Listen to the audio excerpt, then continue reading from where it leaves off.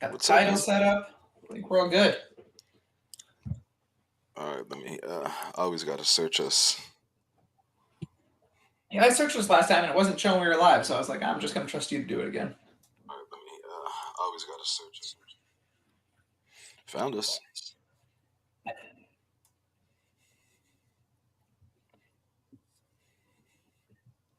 Quick side note on the league while you're setting that up. Talking to Timmy and he has he found a way to um, delay the stream so that they could actually cover games a little bit better, which is kind of cool Oh, that's sick. without All being right, sick. So hopefully that comes a little bit more. we are good, bro. Welcome to technically episode 2. One and Technically, a episode two. nice, nice, nice.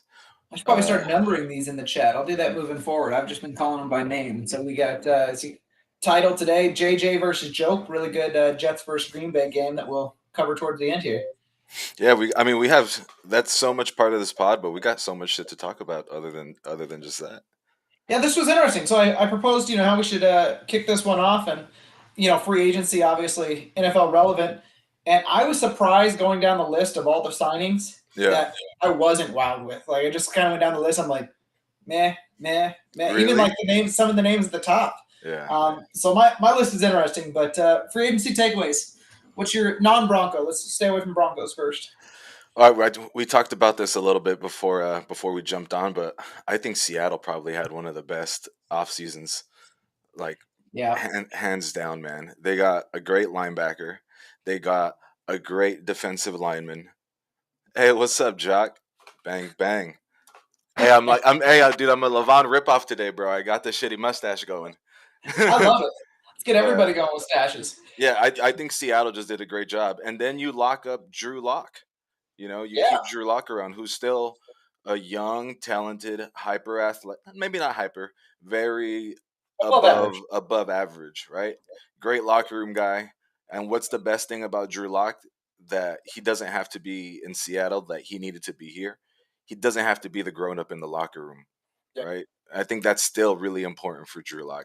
I'm not saying he's going to be the guy, but Drew Lock just got drafted by the wrong team. The Broncos should have not have. That was the Yeah. worst thing to happen to him.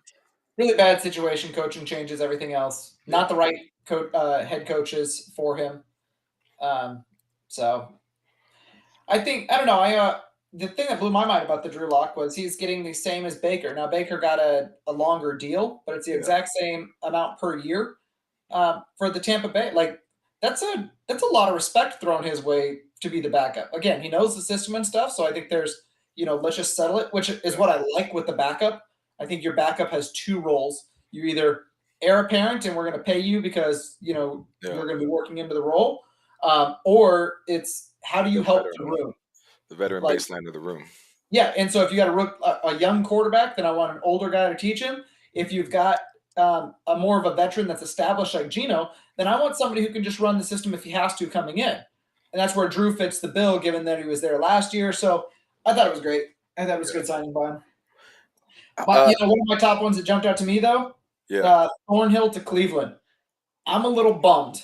I felt like he was always the weak link in that secondary. I yeah, felt like he was always one that would give you one. yeah. Um, and when I needed somebody to blow the game and somebody to knock off the Chiefs, Thornhill always seemed to be in that mix. So I'm a little bummed that he took off to Cleveland. I thought he was a good thing for Denver. You thought the weak link would stick around? They would have I noticed. was But hoping. how about we do this, dude? I got pretty much most of the signings up. I'm gonna give you a name. You tell me if it's worth something or worth nothing. Just that Okay. quick, right off the top. All right, Juju to the Pats. Nothing. Mike Gesicki to the Pats. Something. Alan Lazard to the Jets. Nothing until a quarterback. Yeah, probably nothing, right? To the quarterback. Yeah, I Orlando, mean, Orlando Brown to the Bengals. good offense lineman, good offense lineman. Yeah. Something. Uh, this player got talked a lot about. A lot of Broncos wanted him. Patrick Peterson to the Steelers. Nothing. Nothing. Oh, sad. Mike Boone to the Texans. I hope he gets a shot. I always liked him when he did Yeah, run, and like just the pictures of how stacked he is. I want him to succeed.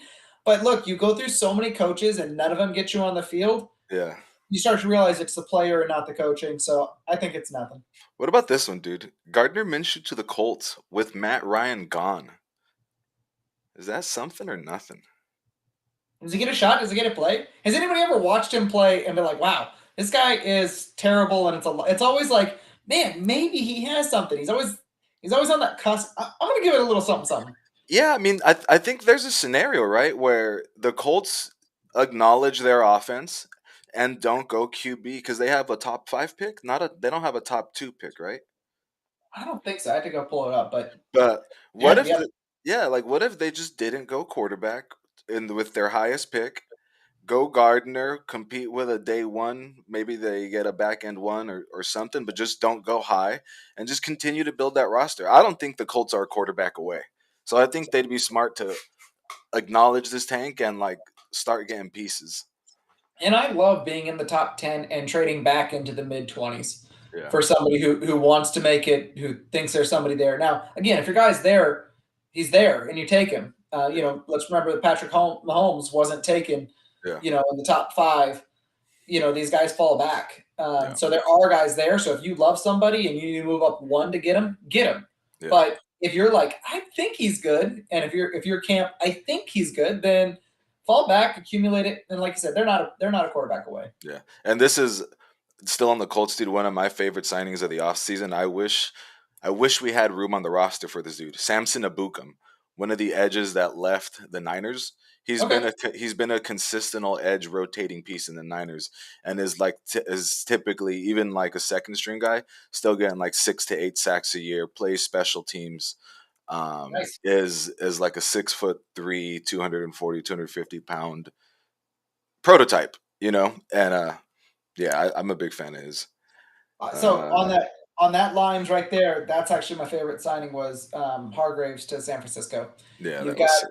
you got Bosa on the edge who requires the double, and now you got somebody inside who requires the double. Great signing because they want to send 4. They don't want to send a blitz. They only want to send the 4. And when you got 2 guys like that, it makes it a whole lot easier to send 4. So Garoppolo to the Raiders, is that good for Bronco fans? I don't think we're going to see any difference between Carr and Garoppolo. I think they are perfectly. I actually think Carr's probably a touch better, Yeah, but again, he knows the system. It's going to be interesting. I think it's a kind of a wash from our standpoint. yeah. Andrew Wiley gets locked up by the commander, so they keep their tackle. DJ Moore, time to find out if you're an actual wide receiver 1 or just the best dude on a bad team. Tremaine Edmonds got the fucking bag, dude. Got $50 million. But yeah, dude, those are most of the big signs. I mean, Jesse Bates. Was there a signing that changed a team for you that you looked at and said, "Whoa, now we're talking"? Like Carr. Well, I'll give you what was it? Carr to Atlanta. Yeah. Does that or was he Saints? Saints. Jeez. Yeah. I mean, that's the one signing. Yeah, I think that's the one signing. That like, right? If there's only so many little like playoff chips, like, oh shit, damn it, here's your playoff chip. Like, we don't know what your record is gonna be, but you're probably gonna win the division. Well, yeah, I was about to say, and just put it in the division, and all of a sudden you go, huh? Saints are the best in the division now, without question. With Tom Brady got like everything that happened in that division. Yeah, you still, like I don't see Kamara getting suspended for life, and this might be a very hot take, but I love me running backs, and I will defend running backs till they die. Kamara he just locked himself up as a Saints for life. Like no other team's gonna get him. He can go do a year of prison or get suspended for a year. You know damn well the Saints will give this dude another contract, and as long as it's okay, Kamara. It's okay. Just don't hit a woman, for the love of God. Just stop hitting people. I need to see you in the league, dude. I love Kamara. I love Kamara. I loved him a few years ago. Last few years, I feel like it hasn't been the same. But again, I don't know if that's it's because they don't have a quarterback, dude. There's exactly. There's 13 people in the box. That when they moved on from Ingram, I thought they were crazy because I was like, he's perfect. He's a big body dude who, when you spread him out the way the Saints used to like to do, then you could run with him, and there's just not enough meat in there to stop him. Yeah. And then they got Kamara, and I'm like, ooh, this is Yeah. even more exciting now. Kamara has one of my favorite traits that Javante has. It's just the violence and seeking contact. Like Mhm. there's multiple times in games where they'll have a player cut in half, so they can either choose contact or choose to break out. And Yep. these motherfuckers choose contact, dude. If you give the option like them to like cut someone in half, they are gonna fucking run through them. I And like those it. are yeah, I think Kamara's a dog. Javante's a dog. Good Yeah, goals. Otherwise, like I said, nothing in free agency that blew my mind. Coming into the Broncos, I mean, first off, we talked about it last pod. Like, I want to see him go get at least one. yeah. Yeah, they told me to shut my face, and they went after all of them. So I have no complaints on the line. We went after a top guy, and then got a couple others that are high enough up there. No Yeah, slouches. yeah. No maybe stop gaps. I think we brought in guys who are actually going to make a difference. Um, I know. I don't think this will be a hot take for you, but I know Mike McGlinchey's getting a lot of shit because he's went viral for getting beat by maybe the best or the second best edge in the game, coming off a completely torn quad. Like Mike Is that McGlinchey that is like the Parsons yeah breakdown? that Parsons video. He gets Yeah. tripped up on himself and he goes flying, dude. Because you know why he goes flying? Because he's 6 foot fucking huge. And when big people fall, it's dramatic. It's not going to be subtle when there's a 340-pound dude exploding backwards and his feet get trapped up. Yeah, and I think I sent it in the chat. I think you have to throw out that playoff game entirely. Anything you saw. He had a bad game. Well, and it's not just that. It's the scheme they had to run once they had the Yeah, injuries. Like, what are you gonna do? yeah, Like, it was so easy for the defense. yeah, Um, and I imagine those guys were just demoralized. They just after that second quarterback injury, they yeah, just knew the game was over. Like, they were like, okay, you guys want to have Christian throw the ball? yeah, yeah. So But I think after another offseason, I think we're going to be really happy with Mike McGlinchey. Like if we've been excited for Garrett Bowles' ceiling, like Mike McGlinchey is still better than Garrett Bowles. Like so, let's yeah. actually be excited about that. How about Zach Allen replacing Draymond Jones? What do you think? I love it. I love Yeah. Draymond's the better player, but Zach Allen covers more gaps for us. Like he's a better fit, and you just gotta love those. Like every down effort is 100, and he's bigger. Like and you just need size up front. I think he's a better fit and an I like appropriate it. I like contract. it. My favorite signing, and I think this probably has to be up on your list too. Alex Singleton, bringing him back, getting him locked up, give him a Yeah, real contract. real contract, real player. Don't. I'm glad that they didn't try to pull those. Oh, you're a special teams guy, or we're not sure. He Yep. wa- he Nope. was Middle linebacker. It he was the was. best player, one of the best players on your team. Technically, one of the best or second best linebacker on the market. He wanted to be here. You didn't fuck around, and you signed him. Yep. Yep. Any care about some of these guys that we lost? Calvin Anderson, Nope. Andrew Beck, Nope. Glasgow. Nope. Uh, long snapper. We already talked about Boone. A little bit about Eric Sauber. I liked the way he played. I think Yeah. he's an excellent number two tight end as far as primarily blocking guy, but he is Yeah. athletic. He was big. He had a couple big catches. So I would have liked to seen him stay, especially at this 1.61 million for 1.6 million. Like, Yeah. I I feel mean, like you could lock that up, but yeah, to me, that thinks that they probably think that Manhurts has more of a ceiling as a receiver yeah. I because like I man. think I think Watch a lot of Jags. yeah, I think Manhurts and Sauber are one of the same, Fair enough. and you know you just paid one guy a little bit more than someone you already had in house. How about P Ryan? I thought I was torn about this one because I've seen glimpses, especially against us. He had that great game, I but th- eh, just I think this is, and I don't think a hot take, but running back, you have running back rooms.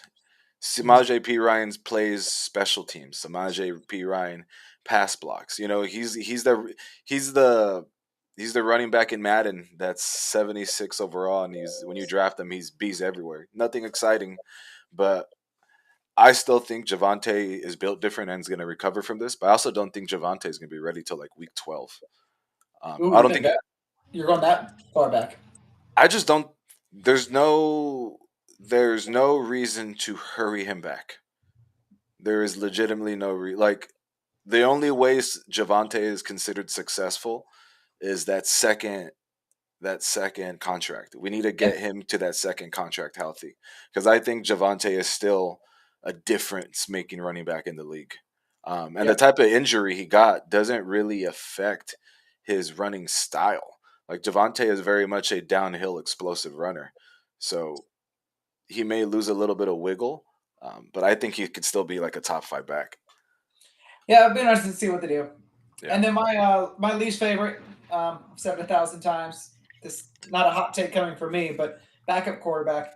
I hate paying Jared Stidham more than Baker Mayfield to sit yeah, there. You don't plan on him being the replacement. I can't imagine you do.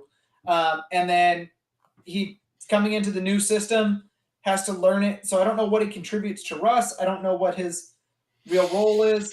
Not that I was in love with Rippin, but yeah. I just feel like I'd rather if you went and got a veteran that if he had to step out, if Russ had to stand out, somebody went in there. Case Keenum went for less. I mean, and again, don't love Case Keenum, don't love some of these other backups, but I don't understand what Jared Stidham brings to the room, so I can't justify paying more than these other dudes. Well, in reality, it's a 1 year, $5 million deal with the potential of a 2 to 10, right?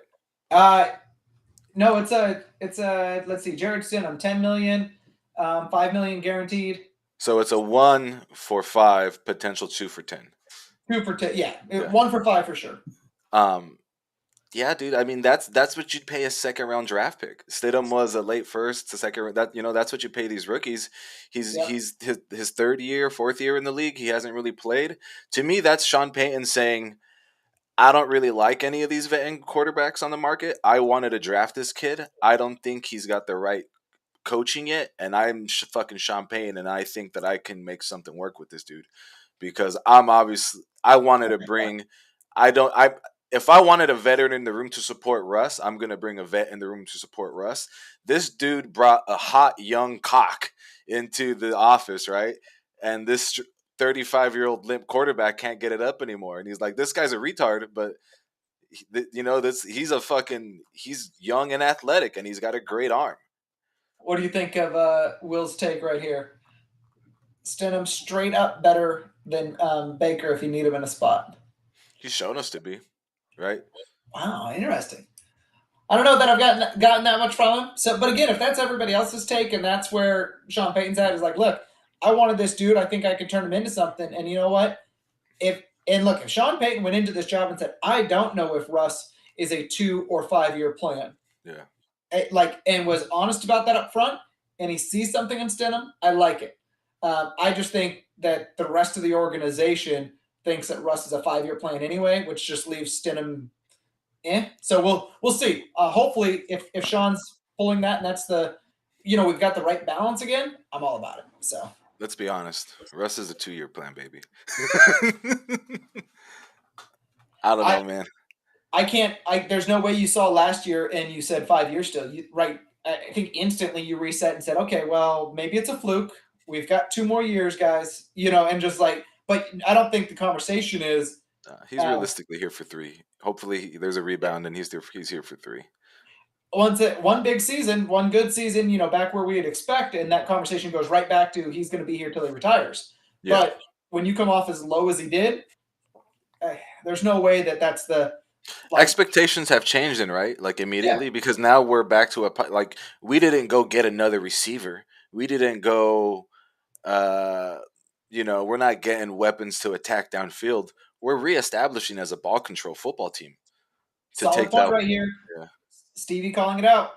So if in our case we're saying 2 years, is Sean going to rebuild? Is he looking to do that? I don't know because I think there's so much movement that like the current NFL is a beast that we've never seen. there's more QB movement. This one hurts, Stevie. Come on. Yeah, I mean, there's more QB movement than ever. Look at what Aaron Rodgers is going through. Derek Carr could be considered a franchise quarterback. He's moving. The draft is now more flexible than ever. Like, how often would the first round, the first overall pick, be traded this early away from the draft? Like, Dude, and I love that. there's more We talked about that. there is more movement than there has ever been. So like rebuilding, sure, call it that, but continue to build your roster and you're Sean fucking Payton. And if you can get something out of Jameis Winston, the Mormon missile, I forget his name, Taysom Hill. The Um, Mormon.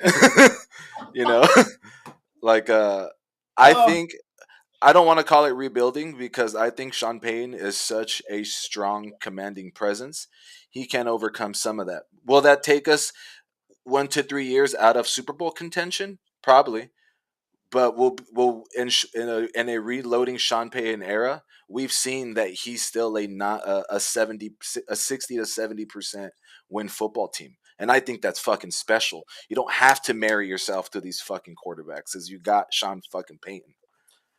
I'm gonna leave it at that because I hope that's the case. Like Yeah, that's where the hope side of it is. so passionate about it. I'm trying so hard. Like I'm actually like steering away from excitement. I'm trying to Yeah, because I just got so excited about last year and them making that transition and the quarterback.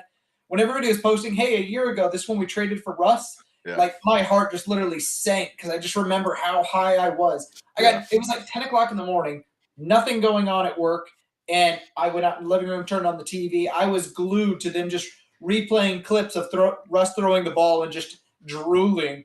yeah, And so I'm trying so hard to stay away from that high with Sean Payton. I'm like, yeah, I like it. We'll see how it goes. Like I'm just yeah. I'm ready to get hurt again, baby. all right. So we're gonna move into one more quick segment here before we jump into the game. Little controversial, so I'm gonna give you some background here.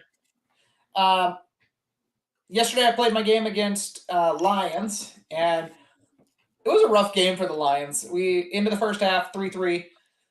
Going into the second half, if an animation could go wrong, it did go wrong. Like he got short. I mean, interception in the back of the end zone he should have had. His guy like goes out of his way to put his foot out of bounds. A few things like that.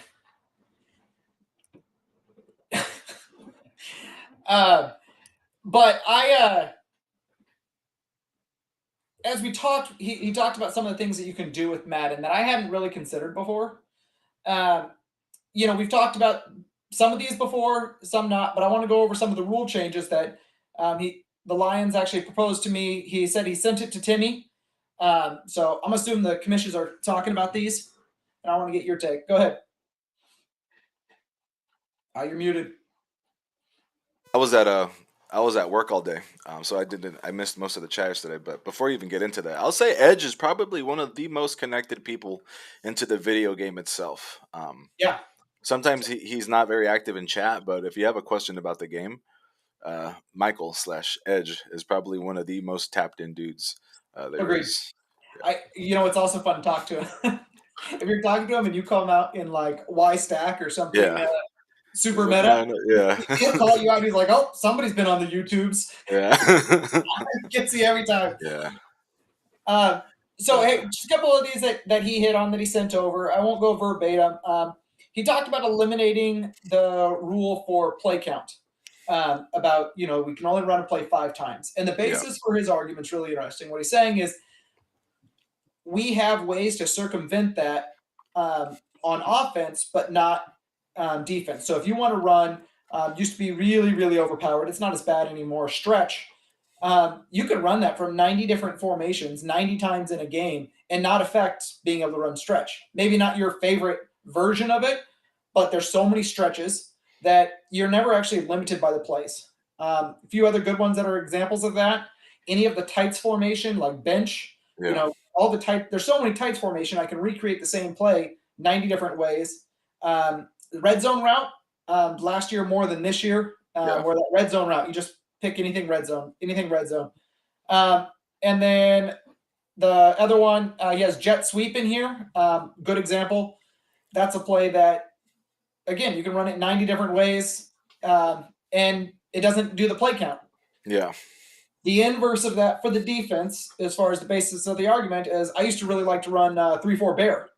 And I have those 3 down linemen, typically bigger guys, 2 edge guys, and I can mix up my rush from there, but primarily run some cover 3 out of it.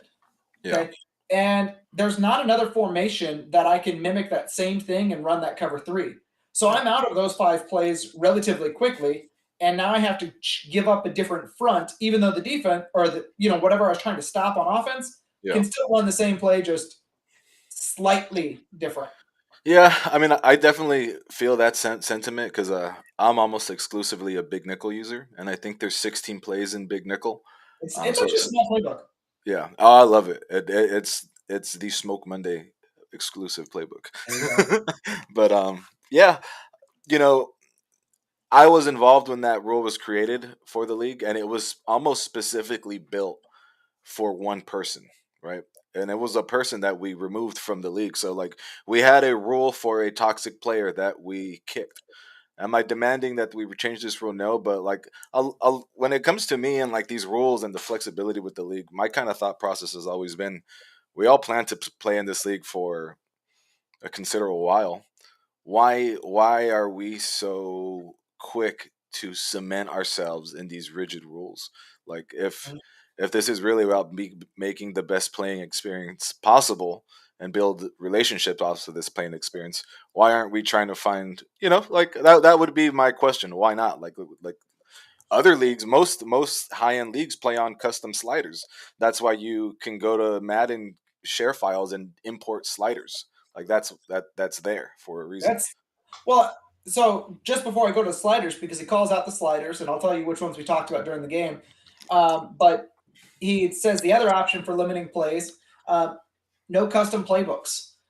So yeah, I'm a little torn, but I also like some of it from the idea of just giving a nice competitive game where you don't have to worry about the meta being hit too hard. Yeah, a lot of people are going to run the same playbooks, but they're running the same plays now anyway. Jock, I held the league hostage to get abilities changed, but that was a lot of fun. No, like I'm not. This is not like a yeah. And I wasn't calling out the commish panel. I'm just saying that's the way I approach a lot of these rules. We're gonna be in this for so long. Let's try shit out, especially Oh, towards the back end of a generation. I mean, Hey, what's up, Stu? Stu just took down the Giants. So I think the non-customs interesting. I think Yeah, there's some advantages to it. And again, the most competitive version of Madden is MUT. I don't care who you are; it's the most competitive version. They yeah. don't allow custom playbooks. This is what's kind of ironic, and I've probably played my best closer to a base playbook. So like I mean it's pretty well known, especially for the older people or the people that have been in the league longer. It's kind of well known that I almost exclusively ran the 49ers playbook. And over the years or over the games I've, added my bullshit fucking play action read or QB power or QB wrap. QB rap, QB But rap, dude, QB rap. lately it's been a lot of just like Saints stuff, just because that's like what's the meta right now, like all these huge passing concepts. And it's probably I've been playing my worst Madden in a while, and like lately I went back to my old playbook, but I just started playing like the 49ers playbook, and I've had some pretty decent games recently. So There you go. It's a I, better I control game. yeah But on the sliders that Edge calls out, and I love this. So what we were talking about specifically on the when we were playing the game was you turn up defensive reaction, okay, and so they're breaking to the ball more, but you turn down interceptions. The ball should be able to hit the ground, and I gave the example of I've been 20 of 23 with 3 interceptions numerous times. Where the ball like every single time it's either caught by my guy or intercepted, yeah. which isn't Oh, the case. We oh, I should know have that feeling. 60% completion as a goal, Yeah, not as a baseline. yeah. And then turn up catching for the offense, turn up pass pro, and you have a more realistic game if you were to make those adjustments. So I love the concept of it, and I love to toy with it.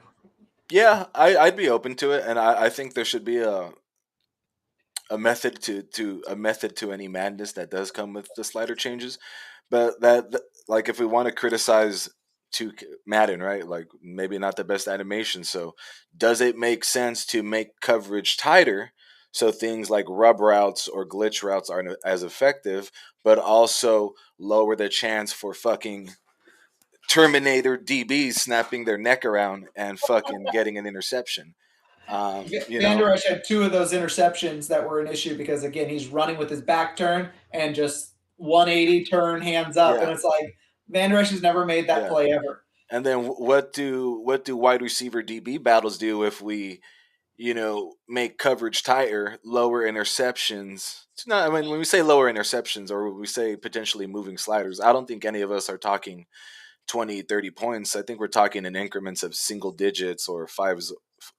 I mean, I don't know. I wouldn't even know what that would sound like. I almost make the argument that you should try to, from what kind of league we are, Yeah, I would kind of use the NFL as your baseline. And I'd say, hey, if the NFL says or the NFL has 100 interceptions in a season, yeah, maybe we should be shooting for that ballpark. Maybe not 100. It's still a video game. We're still having fun. So, yeah. maybe it's 50% higher, but we're like 600 times higher. Let's Uh, go.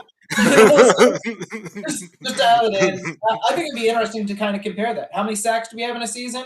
Okay, how many did our league have?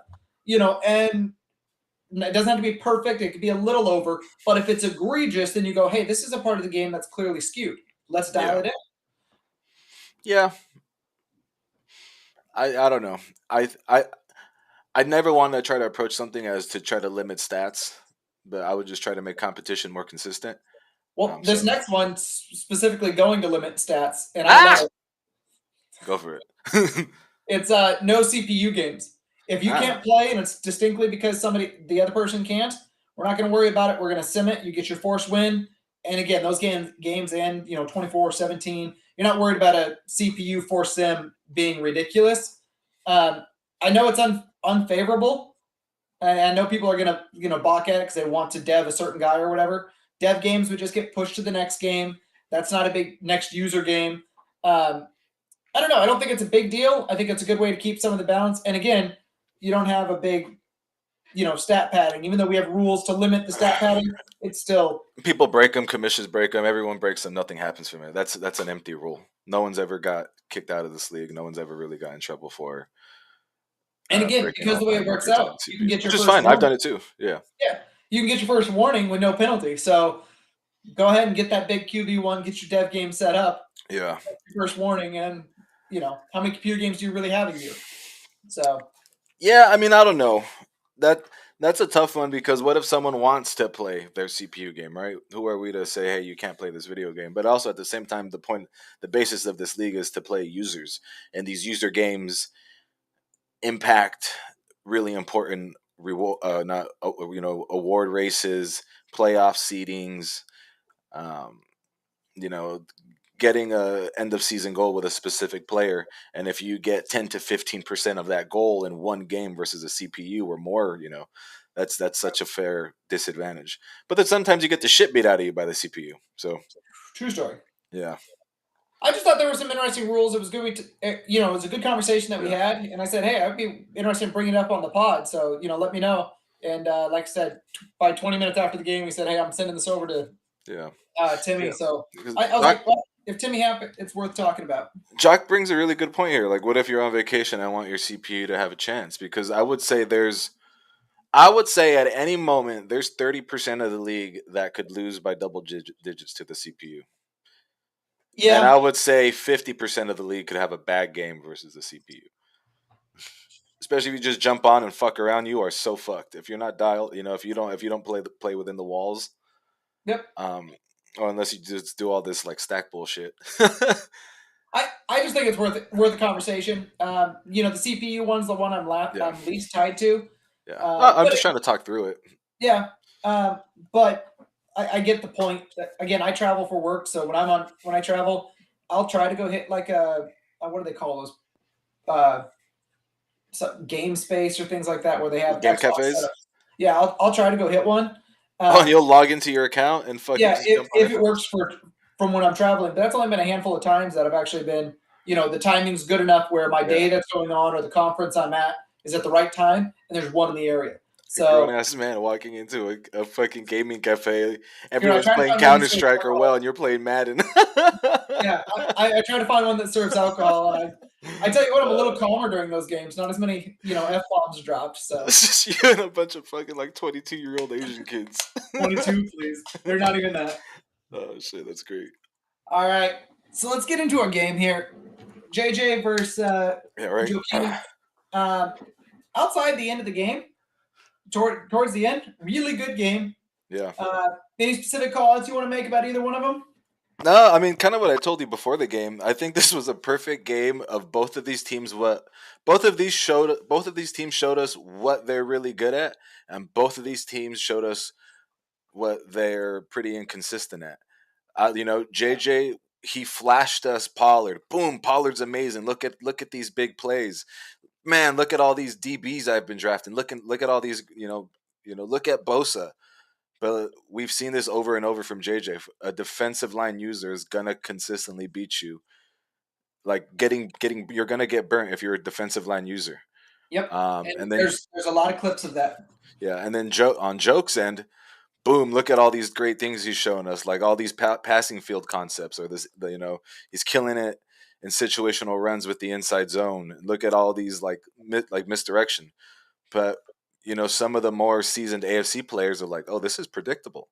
Like Yep. there's a reason why Joke will have some of these like big interception games. So both teams showed us why they're elite, and then both teams also flashed us what they need to work on for the playoff race. Yeah, I think you covered that well. I think they're both going to the playoffs for Yeah. starters, so they're going to see some good teams. Let's see what this looks like. First clip I got, I actually loved this play. He didn't do this very much, but the Jets actually moved their safety from one position to another specifically to shut down the run. And Yeah. it wasn't just bring them down. He knew the weakness of the inside zone, Yeah. and he brought it to cover it. So let me go ahead and pull this up here. Switch this out. There we go. All right, so this one's pretty early in the game, 7 minutes in or so. And watch what he does where he brings his safeties. Hello. So now that he brought him over, watch the guy who makes the tackle. He's not there if he's 5-6 yards wider. Yeah. Can you go back to just the pre-snap defensive alignment? Right, perfect. That's fine enough. Okay. I mean, granted, this is just an inside zone, but if this was a pass, I promise you, JJ would not be making a clean read. This is he was probably still reading cover two. Maybe it was three show two, but bringing the safety down, it protects the seam. It could be protecting the running back. It could be just the blitz. Like that last second movement is so hard to play against if it's done well. And then the fact that he makes the play starting 15 yards off the ball. That's fucking amazing, dude. Yep. What I love is he brings him in. He brings him in tight, and then he automatically takes the linebacker and goes wide. So he knows if this is an inside zone, and he knows who he's playing. Okay, he knows he's playing a running team, and so he goes to play the outside, and he's not vacating a hole like he would normally because he already brought somebody in to fill. So I love the design. Thought that was super clever. Yeah. You almost wonder with Joke, I don't want to give him too much tips, and hopefully he doesn't win a Super Bowl before I do, but man, if he could just rein in his play calling sometimes, he'd be really fucking hard to beat. Or if you just had one more counter to your current passing concepts, oh man, you would be so fucking hard to beat because he's probably one of the most explosive defensive users. There's a reason why Parsons has 40 fucking sacks every year. Yep. And so on the flip side of that, we talked about some of the weaknesses that JJ will have put together some real strong games. Yeah. And I think JJ tries to mix it up as well. We talked about other users who are always middle linebacker or something like that. JJ mixes it up in different places, but this next clip is actually an example of him just not paying attention to what he's seeing. He chooses. I'm not exactly sure what he's thinking when he chooses this. He was probably medicated. He runs himself out of the play. He doesn't give himself a chance at all. So I'll pause it at pre-alignment here.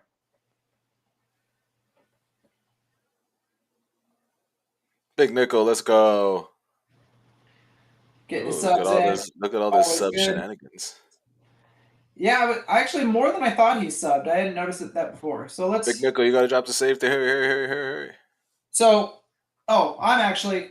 I apologize. I am actually a few seconds ahead here. This is the one I want. All right. Yeah. So here you go. This is the look I wanted you to see. Right here. Trips over on the right. Yep. JJ's on the left. Yep. Okay, so what is yeah, he's responsible for taking away the slant, taking The the running back. flats out there. Meanwhile, there's trips on the other side of the field. This is 3rd and 9. What do you think Joaquim's running here? Yeah. Where do you think the ball's going? Yeah, this is an all vert setup to hit the second guy at 10 yards every single time. Yeah. It's the world's easiest read for him.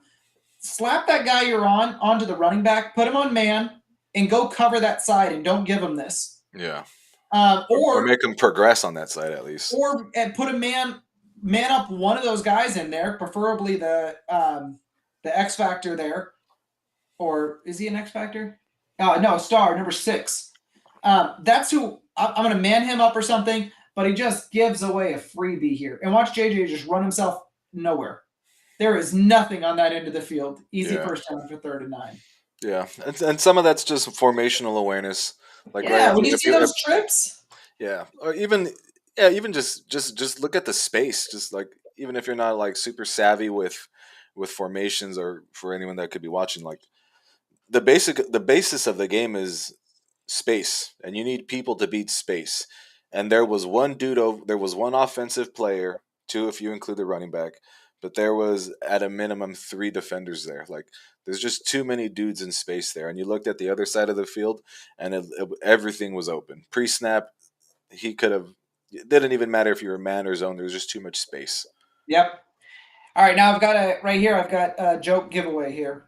Okay, this is a tell that he does 3 times in the game, and it's once you see it, you're gonna scratch your head and be like, why didn't I think of that? Yeah. So we all know this game. We know the formations, okay, and you know special formations in particular. If you see a special formation that's backwards, know that they're doing it for a reason. So No. no, I refuse. I am not. I am not listening. You cannot make me. So this one in particular, Yeah. call it out. It's wing. Everybody knows it. Where is wing normally? It's on. Um, It's your Titans are on the right. yeah. Okay, they're always on the right. All forms of wing, single back, shotgun, everything. They're on the right. He's in the middle of the field and he has it flipped. He has it flipped. Why? Because he wants to play action roll and his quarterback throws better to the right. So you know this play is going to go to the right. He's not going to run this. He flipped it this way so that he could get this rolling throw. Yeah, but this is, we could say it, man, but people have just been falling asleep to this play from Joke for years now. Yeah. Big And we've play. talked about this before. Like I know Joke's gonna be like, "Why are you telling them I play?" Like no, this he runs it so much. It's really he puts the defensive user, unless you make specific adjustments, to cover three reads. And within that rollout motion, you have to identify their running back, identify the second level, and identify the third level. So unless you disrupt at the line of scrimmage, Joke's going to go through his reads and he's going to make the right decision because he usually always makes the right decision. He could Yeah. run that play at you over and over and over and over and over, and it wouldn't make a difference. And I think, but the second you see that the formation's off, something's wrong. What are Yeah, they going after? you got to Why would adjust. they do that? And when that wing was flipped in the middle of the field, you've got to anticipate he's trying to get that bounce because that play is not nearly as effective going the other way, and he Yeah, doesn't run that play at all going the other way. So it always ended up being right to give his quarterback the best throw. I personally think you probably just QB contain and pass commit. Accept the pass commit on this one. Don't let him get sucked in by that and try to limit the throw. Knowing that they're going to come across and you have 3 levels, my go-to is flip to hard flats and then take one of my middle linebackers and chase the deeper one because that play is always going to take longer to get there. So send a guy to the flats to take away the running back and then go cover up over the top. this I has think that's kind of my got typical go-to. this has kind of gotten me in trouble as a defensive player. Um, I guess pass a lot with a player like Joke, who I would say is a 70% passer.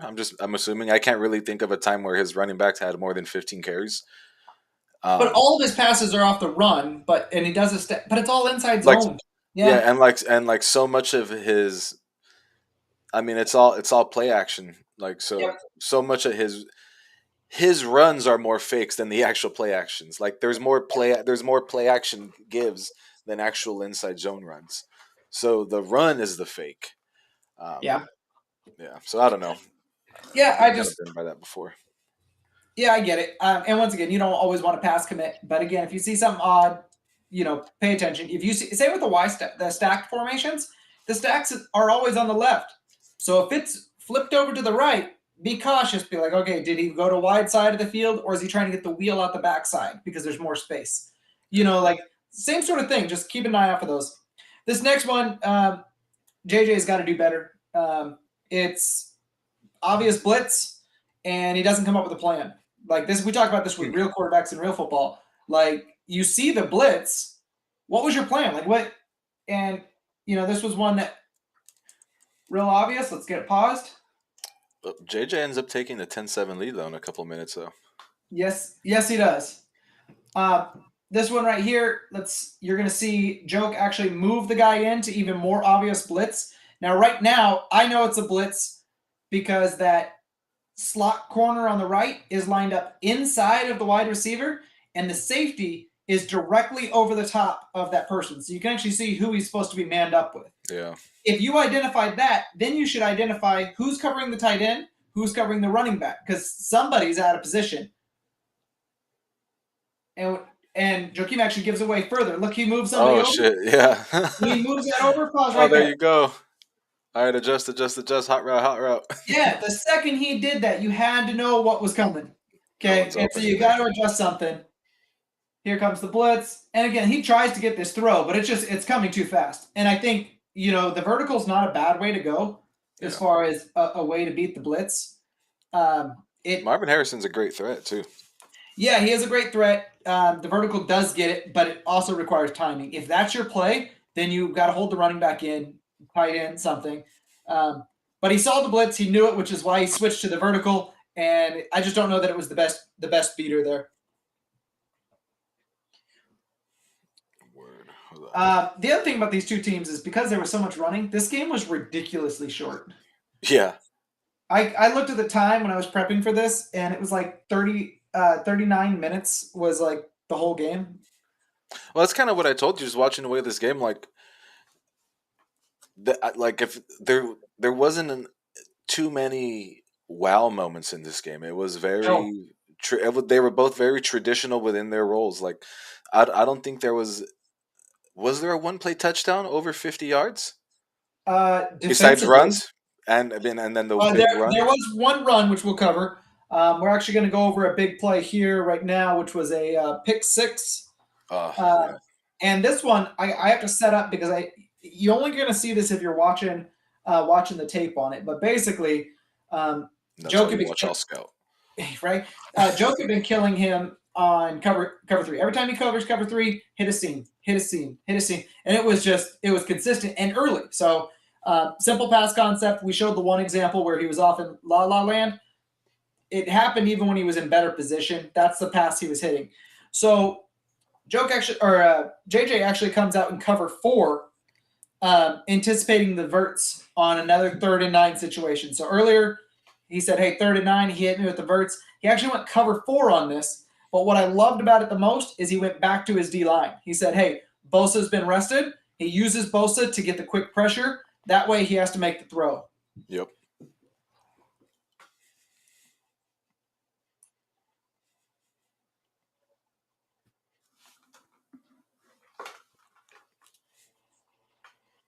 Oh, yeah, I know exactly what play this is. This is great. Yep, so he goes down to Bosa. He wants the pressure. He backs him off knowing they have to go 9. Holds the throw. Easy pick. And then, of course, we got to watch this whole return. Thing.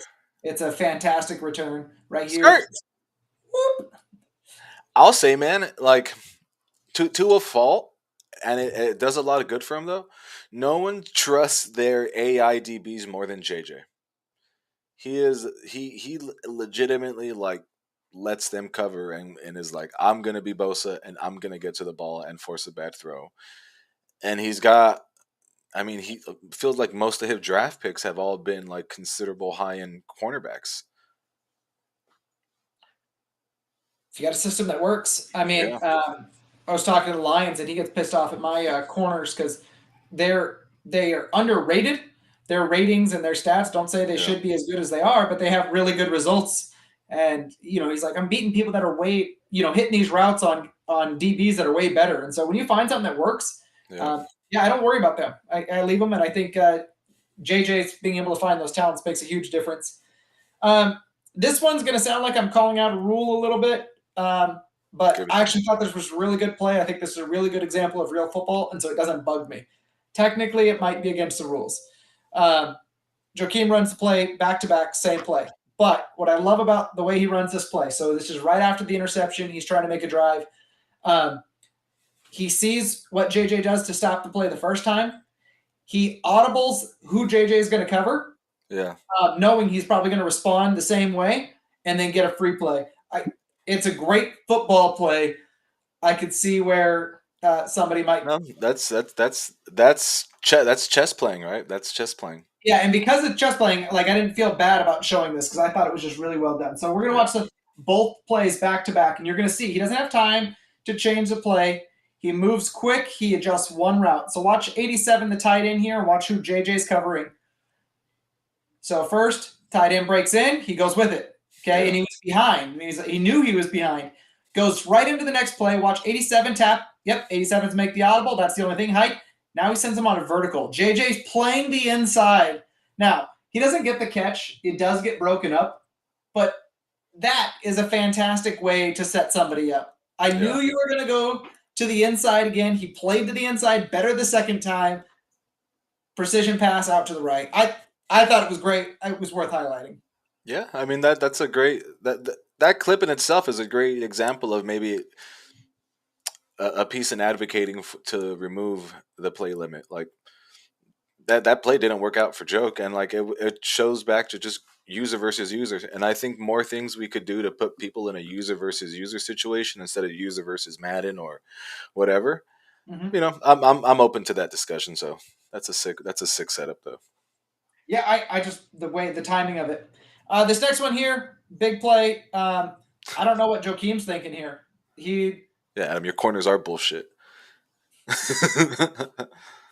I love it. Appreciate it.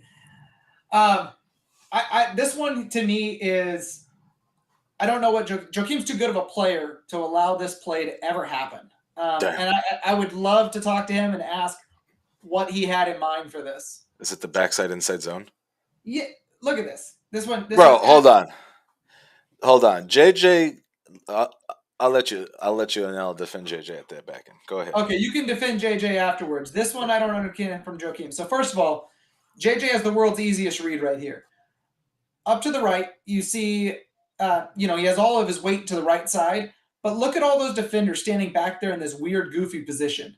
Yeah. That's a guaranteed blitz coming from that side when they're all misaligned like that. You have to know that. And then watch Joakim make it even easier for him. Wait for it. Wait for it. Let me go ahead and move this safety. So he sprints the safety to the right because he's covering one of those tight ends. Run left. Easy peasy. See you later. Yeah, I mean, I hate to use your own words against you, Adam. But Oh. the last segment you just talked about setting people up. And we know JJ is a run team. And what does he show us 85 to 90% of the time? He's going to run strong side because he wants to get to the edge with Pollard. Um, I can I would appreciate I would argue the reason he's bringing that funky blitz and the reason why you've seen Joe crash from the opposite safety dive downhill into the box is because he was anticipating a run to the strong side. Um, and that's just because JJ sets you up with strong side runs to the edge with Pollard because he's a fucking speed freak. Like my point, the reason why I'm bringing up is like not many people are successful with running the backside in the inside zone off the weak, Yeah. and that shows patience. So I mean, that's how you fucking counter an aggressive defense. I don't know. I was kind of looking at it from just how, like, if I'm setting up a run, you're running a running team, you're playing a running team. I am not going to give that sort of numbers. Okay, he Yeah, had more than enough numbers off to the right, and he needed that safety to stop anything, either up middle or left. He needs that safety there, and yeah. he runs him over for the coverage. Are you worried about JJ bombing it to a tight end on you? I mean, but That, then you put Harrison on one, and he got beat by Harrison. sure, but again, he even pulling his safety out of there, he still left Harrison one on one. Yeah, So you have tight ends off to the right. So what if he gets a 5 yard run to the right because he's a little more heavy? Sprinting over there, really exposed, turns into a touchdown. And again, JJ was never. I feel like he was never going to run to the right when he saw that alignment of no, that box of people up there. He's not running there. So don't put yourself defensively in yeah. a worse situation. And So JJ calls that play because he knows people treat the heavy side. treat the heavy side aggressive. I mean, to me that's as much as a good offensive run call as much as a bad defensive adjustment or a bad defensive effort. I'll give you that. I'll give you that. Yeah. Definitely a good call in there as well. All right, this next one I got. This one is hitting JJ. Hits JJ on the seams again, and this was just like I said, this was a theme throughout the game. We got Had to two make pretty respectable mustaches, dude. I've been working on mine, and I think it's fun. And then I will tell you what, it is quite the conversation piece anywhere I go, anytime I go anywhere. Mine's like 2.5 weeks in. So again, seam, Boom. exact same repeated. He runs out of there. You just got to find a way when you see somebody consistently hitting those trips on the same side of the field. That's the most powerful game with trips on the same side of the field is that. And if you're going to make an easy read for him, then not much you can do.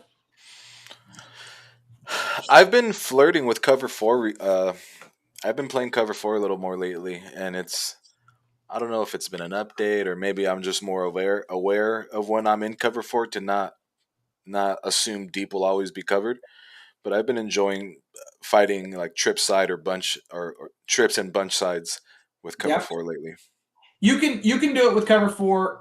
You just have to bank that cover four isn't going to cover your deep ones all the time. Yeah, So it's situationally playing it smart. yeah, If you're playing it to stop a bomb, if you're anticipating a bomb, don't call cover four. yeah. Don't cover four or Um, call cover four versus me. See how the blue things say you're safe in the video. All the yeah, blue circle says all it's good. covered. Trust the Madden art. This next one, another example of just super simple read, just making it easy for a guy to score a touchdown. So this is right after that play. Gets up to the line and just pause. Let's see if I get play art here real quick. Okay, that's good enough. So he's zoomed out. JJ is actually sending a blitz from the corner, which again you can tell because he's inside the wide receiver and that linebacker. But if you're looking at number 7 there on the left, Yeah. that guy's going to go up and get in the end zone. And the only thing that JJ is watching is who's coming from the outside, who's coming from the top, and who's coming from the inside. And so you just see that little triangle. And he's like, okay, as long as nobody enters that triangle, I'm good. And it was just the easiest read because right off the bat, that ball's already being thrown, but he instantly saw 2 of those guys go nowhere near it. Yeah. And the safety's running nowhere near this play. I mean, he's running off. I think he's trying to get out there to the flat. Yeah. But if that ball's thrown anywhere on the E or the T, it's going to be a touchdown, and there's nothing in the field to stop it. And then you can see right there, JJ's user. He's still the defensive lineman, and now he's trying to cut. Like you see him pulling towards the ball. He's pulling but off to go cut off 87, coming on an in or a slant.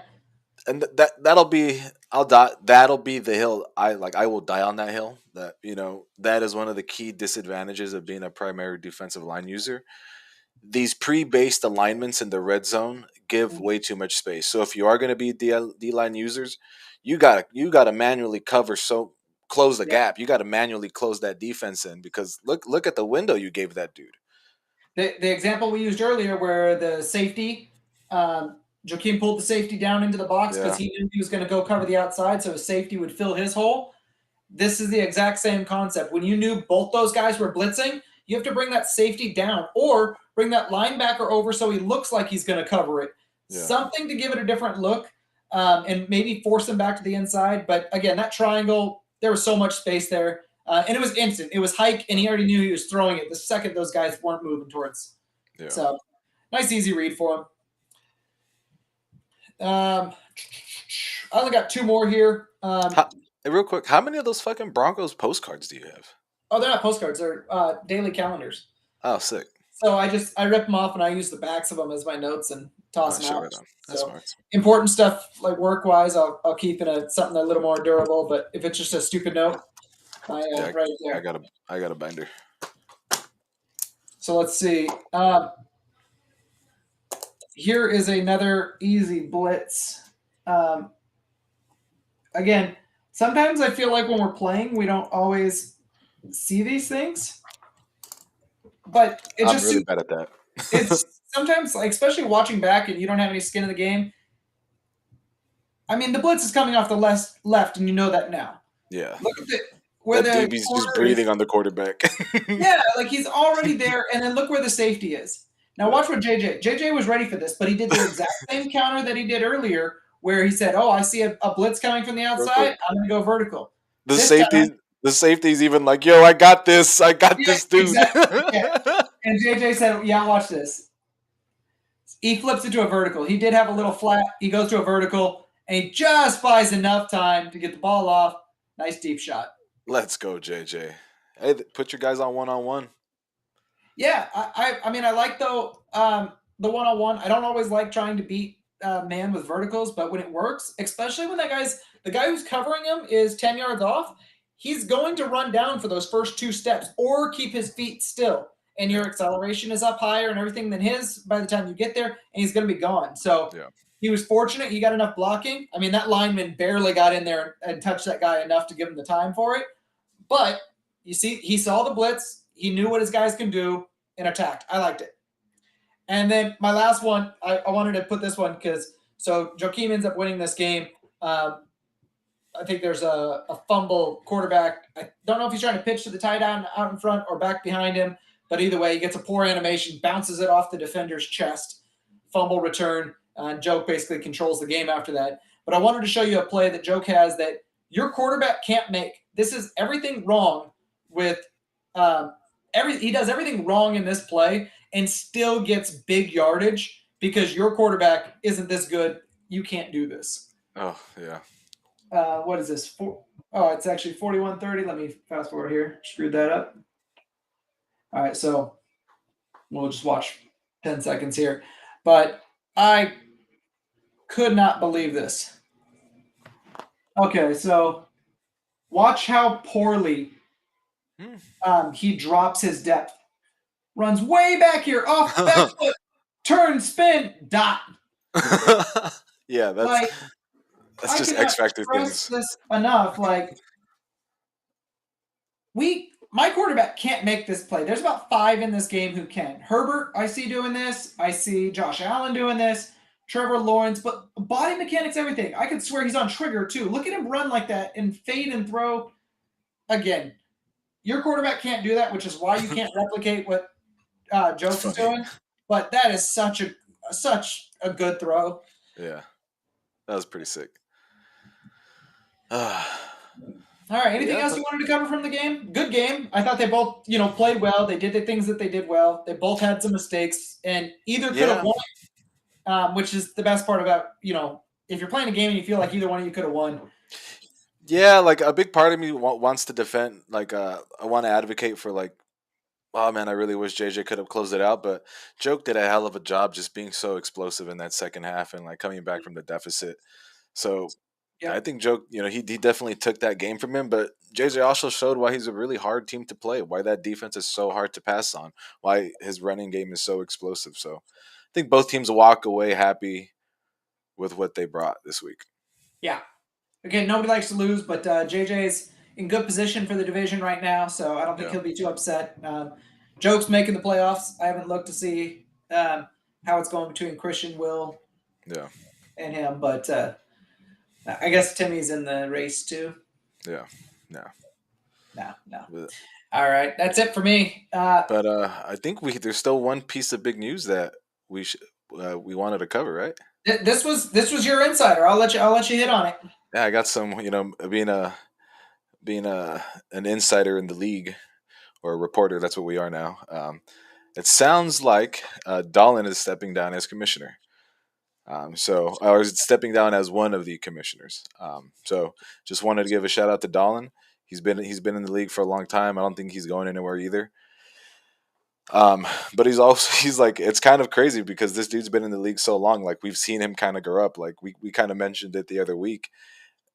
Dolan used to be a lot spicier than he Yes. is now, and it's kind of funny how getting married and having a kid will So like level you Dallin and I out. had an argument like first couple seasons of us Yeah, playing. That's like one of the first things that came up, and I think I responded with something snarky like kid or something referring to his youth. That like, yeah, yeah, wait till you're really living life. And yeah, we've actually now been friends long enough, through this yeah, that he's been living life. We've seen it. yeah, He used to always be one you could chat with. yeah, Now sometimes he's like, hey, I've got the baby on my lap. I'm not gonna, I've yeah, got the kid right now. I'm not going to be able to chat today. yeah, Like, and I just like, I get it. I totally get it. So yeah, I've loved, and I'm gonna say, growing up. So I'm sorry if that is offensive, Dolan, but we've seen a lot of maturity and change.